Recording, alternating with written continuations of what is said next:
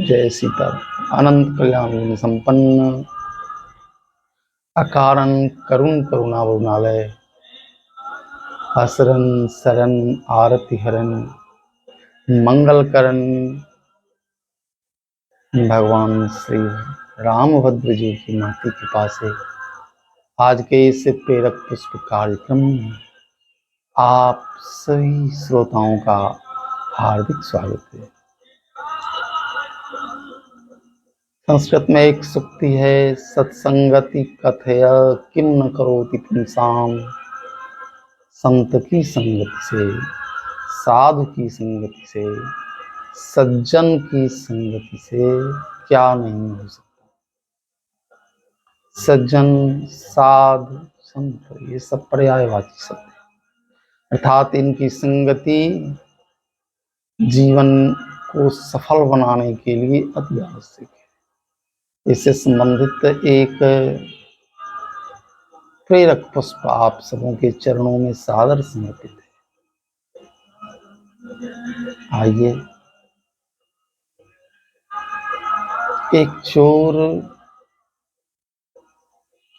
अपने पुत्र को शिक्षा दे रहा है कि देखो, हम लोग परंपरा से इस चोरी वृत्ति के द्वारा अपनी जीविका का निर्वाह कर रहे हैं। इस परंपरा को बनाए रखने के लिए यह अति आवश्यक हो जाता है कि हम लोग चोरों की संगति करें, सज्जन की संगति नहीं करें, साधु की संगति नहीं करें, संत की संगति नहीं करें। यदि हम इनकी संगति करते हैं, इनकी कही हुई बातों को सुनते हैं, पुराण और कुरान की कथा सुनते हैं, तो निश्चित रूप से हमारा यह परंपरागत जो धंधा है वह चल नहीं पाएगा। हमारे विचार बदल जाएंगे, हमारी जीविका छिन जाएगी। इसलिए एक बात तुम सदा याद रखना, कभी भी पुराण एवं कुरान की कथा किसी से मत सुनना, उसकी चर्चा एकदम मत सुनना। सुनोगे तो तुम्हारा यह जीविका का साधन छिन जाएगा। चोर पुत्र ने अपने पिता की आज्ञा का 100% पालन करना सुनिश्चित कर लिया। अब वह जहां भी पुराण की चर्चा सुनता, कुरान कहीं होता हुआ रहता देखता, तो अपने कान में उंगली ठूंस लेता, और जब वहां से दूर निकल जाता, जब आवाज मिलना बंद हो जाता, तो फिर कान से उंगली निकाल लेता। इस तरह उसकी ये चोरी की परंपरा, चोरी के द्वारा जीविका का निर्वाह चल रहा था। एक समय की बात है, एक दिन रात्रि के समय किसी रास्ते से गुजर रहा था और वहां पुराण की कथा हो रही। रास्ता ऊबड़ खाबड़ था। लड़के ने पिता की आज्ञा का पालन करते हुए अपने कान में उंगली डाल ली। अब कुछ भी सुनाई नहीं पड़ रहा था और आगे की ओर, अपने गंतव्य की ओर वह बढ़ता जा रहा था। उसी समय देव संयोग से ऊबड़ खाबड़ रास्ते में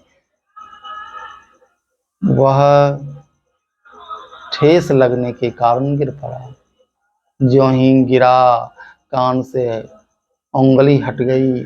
हाय हाय करता हुआ उसे कुछ वाक्य पुराण के सुनाई पड़ गए। उस समय कथा सुनाने वाले सज्जन कह रहे थे कि देवता जो होते हैं उनका शरीर सूक्ष्म होता है और सूक्ष्म शरीर होने के कारण उनकी परछाई नहीं बनती। हम मनुष्यों का शरीर स्थूल है और स्थूल शरीर होने के कारण हमारी परछाई बनती है, लेकिन देवता की परछाई नहीं बनती।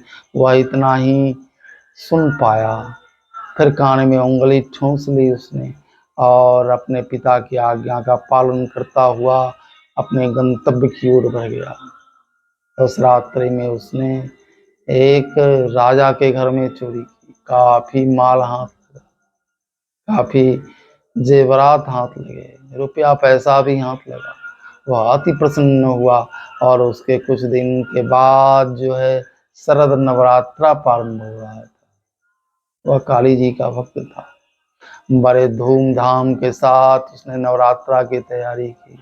पहले दिन नवरात्रा के क्रम में कलश स्थापन के उपरांत उसने शैलपुत्री की पूजा की। दूसरे दिन ब्रह्मचारिणी की पूजा की। तीसरे दिन चंद्रघंटा देवी की पूजा की। चौथा दिन कुसमांडा देवी का था। बड़ी श्रद्धा से वह अपनी पूजा निवेदित कर रहा था। जितने उपचारों से पूजा हो सकती थी कर रहा था। छठे दिन कात्यायनी देवी की पूजा संपन्न किया। खष्टम कात्यायनी च सप्तमम कालरात्रिश्च महागौरी चाष्टमी। सातवां दिन महाकाली का दिन था। वह काली का उपासक। आज तो उसके खुशी का ठिकाना नहीं था। आज तो उसने पूजा का विस्तार किया। खोड़सों उपचार की क्या बात है। जितने उपचार हो सकते थे उससे संभव उसने सारे उपचारों को जुटा लिया और पूजा करने में तंग नहीं। इधर राजा के घर चोरी होने के बाद उसके सिपाही चोर को खोजने के लिए चारों तरफ घूमने लगे। ऐसे क्रम में सैनिकों का जो गुप्तचर था वह गुप्तचर उस चोर के घर आया जो आज काली जी की उपासना कर। उसने सोचा यह काली जी का उपासक है।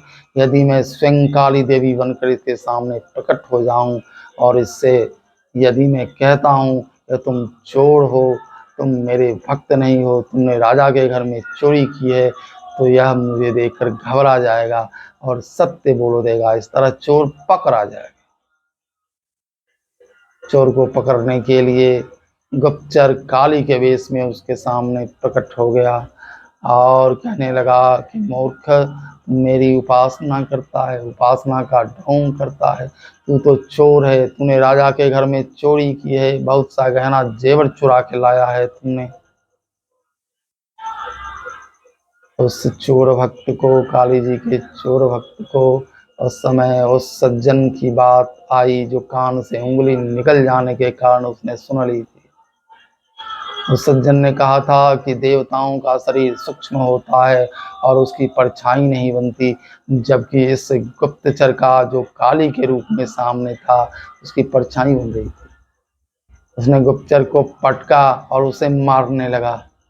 गुप्तचर समझ गया कि अब वास्तविकता में चोर नहीं है।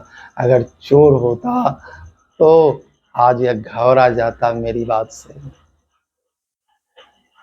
सत्य का आश्रय लेने वाला पानी लगता है। गुप्तचर चला गया, लेकिन आज उसे सज्जन के संगति की महिमा समझ में आई।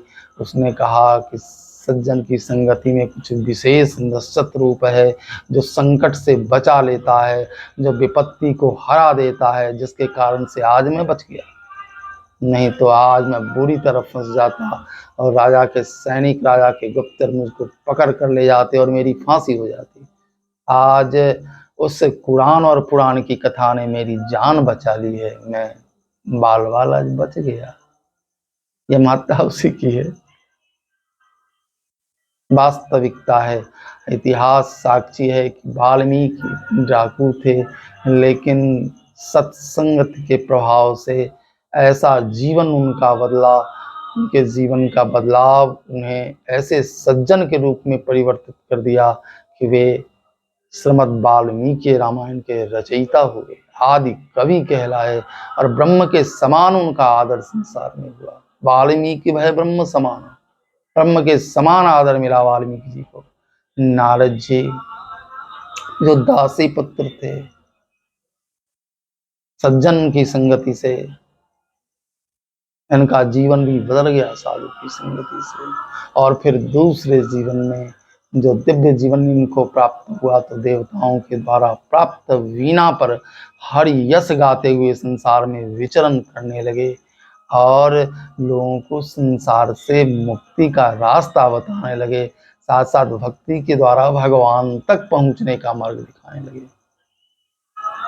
स्वयं अपने मुंह से श्रीमद् भागवत में कहते हैं, देवदत्त इमाम वीणाम स्वरब्रह्म विभूषिताम गाय मानम चराम्यम। मैं स्वरब्रह्म से विभूषित इस वीणा पर गान करता हुआ इस संसार में विचरण करता हूँ और लोगों को भक्ति की प्रेरणा देता हूँ, घर घर में भक्ति की प्रतिष्ठा करता हूँ और लोगों को मोह से मुक्त करता हूँ, अज्ञान से मुक्त करता हूँ, संसार के आसक्ति से दूर हटाता हूँ। बाल नारद घट जोनी नारम नारम इत ज्ञानम नारम ददाति इति नारद है। जो ज्ञान देने वाले ऋषि हैं वो नारद हैं, ये ज्ञान बांटने वाले हैं। ये प्रभाव सत्संग का था। घट जोनी अगस्त अगस्त जी में सत्संग के प्रभाव से ऐसी सामर्थ्य उत्पन्न हो गई कि वे श्रीराम के मंत्र दृष्टा हुए रावण वध में। उनको रास्ता दिखाया, वे समुद्र को सोखने वाले ऋषि हुए। इतनी सामर्थ्य थी अगस्त ऋषि में। सबने अपने अपने मुंह से अपने जीवन के बारे में बताया कि जीवन में उनको सफलता कैसे मिली। तो एक ही नतीजा सामने प्रकट हुआ कि सज्जन की संगति का प्रभाव था। सज्जन की संगति ने ऐसा कमाल किया। पूज्यपाद कलिपावना अवतार गोस्वामी जी कहते हैं कि जो जलचर जीव हैं, जल में रहने वाले हैं, जो थलचर हैं, जो इस धरती पर विचरण करने वाले हैं, और जो नभचर हैं, जो आकाश में विचरण करने वाले हैं, इन लोगों को जब कभी बुद्धि की प्राप्ति हुई, जब कभी सदगति की प्राप्ति हुई, जब कभी ऐश्वर्य की प्राप्ति हुई, ऐश्वर्य की प्राप्ति से जुड़ी एक छोटी कहानी हम आपको सुनाते हैं। हमारे गांव में एक विधवा का पुत्र था जो खाने के लिए लालायित था। वह अपनी माँ के साथ एक विद्यालय में भोजन बनाता था और उस भोजन से जो बच जाता था कुछ राशि भी मिलती थी और इस तरह उसके जीवन का निर्वाह होता था। सज्जन की संगति में, पढ़े लिखों की संगति में, अच्छे लोगों की संगति में हो रहा था। उस विद्यालय में एक दिन एक उच्चाधिकारी का आगमन हुआ, जो शिक्षा विभाग के उच्चाधिकारी थे, और उनका घर उसी गांव में था। ये हांसा गांव था, उनका घर भी उसी गांव में था। विद्यालय का नाम बुनियादी विद्यालय हांसा था। तो उन्होंने उस बालक से कहा कि देखो, तुम मेरे साथ चलो, मेरे यहाँ सेवा करना। तो उसको लेकर अपने घर चले गए और अपने यहाँ सेवा का भार उसको दिया और साथ ही साथ एक विद्यालय में उसको नौकरी भी दिला दी। विद्यालय में वह नौकरी भी करता था और साथ साथ यहाँ उनके यहाँ सेवा भी करता था। कुछ समय के बाद बेचारे उच्चाधिकारी की मृत्यु हो गई, उनकी नौकरी पक्की हो गई। अब वहाँ नौकरी के बाद आज वह व्यक्ति सेवानिवृत्त है, पेंशन की प्राप्ति कर रहा है, जो एकदम पढ़ा लिखा नहीं था। वह व्यक्ति आज इतना खुशहाल है कि आप देखकर दंग रह जाएंगे। उसके बाद सारी सुविधाएं हैं, गाड़ी है, घोड़ा है, बंगला है, जमीन है, सब कुछ उसने बनाया अपने जीवन में। सब कुछ उसे सज्जन की संगति से प्राप्त हो गई। गोस्वामी जी कहते हैं, किसी ने मति की प्राप्ति की, किसी ने गति की प्राप्ति की, मत कीरति कीर्ति की प्राप्ति की, किसी को यश मिला है, किसी को ऐश्वर्य मिला है, और कोई आज संसार में परहित कर रहा है, परोपकार की भावना उसमें सुदृढ़ है। तो यह सत्संग का प्रभाव है। यह सुक्ति स्पष्ट सत्य दिखाई पड़ती है कि सत्संगति कथय किम न करोति पुंसाम। अतः हम सबों को इसका आश्रय निश्चित रूप से लेना चाहिए। इसके आश्रय से सब कुछ संभव है। स्वयं भी लेना चाहिए, अपने अनुगामी को भी प्रेरित करना चाहिए कि यह संसार में सफलता का, उन्नति का, कल्याण का, मंगल का, शुभ होने का सबसे बढ़िया साधन है।